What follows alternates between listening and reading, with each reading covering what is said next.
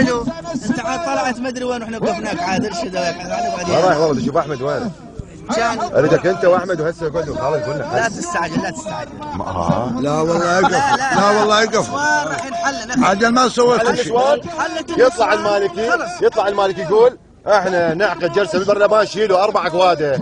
هسه بس خلصنا واحده. ليش المشكله؟ هو طلبكم البارحه. طلب البارحه خلي يجون مساومين. احنا نجي؟ لا والله يخسر شارب لنا على ابوه لابو الكرسي طلعه. شيخ علي الان عندنا موضوع النسوان. النسوان اليوم صار حركه اليوم علينا. البارحه صدرت موافقه القضاء الاعلى على احاله النساء كلن الى محافظتها. اليوم راح يتخذ قرار بها. باكر نشوف نمهلهم باكر وعقب باكر نوفوا بهذا الكلام.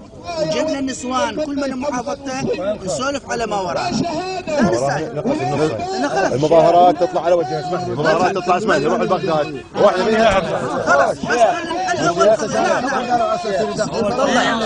هو حتى كل مساجين وظل بنفس النهج القبض شنو هو؟ وحده يا اخي وحده لا يتكلم صحيح. اقول لك يا اخي عندنا المهم والاهم. لا والله المهمه ما شغله النسوان وبعدين الضجه اللي صارت بالعراق حتى من جرى في العيساوي قال اذا حماته تقتل ماني بحالها.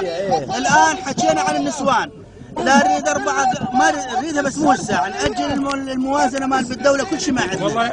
احنا النسوان خلت انت نسوان ما شيخ علي وما يطلع هنا ما يطلع هاليومين وصل العيار البيت اهله وصل كذا البيت اهله خلينا هاليومين على كيفنا وخلينا نشوف اذا طلع النسوان هاليومين مصداقيتهم تالون تجاسم ناس تروح اطرق. راح اقول لك شيخ والله ما يطلع لا باليوم ولا باليومين. لا دير بقى علبن اكو هوش انحلب تعال على البنات.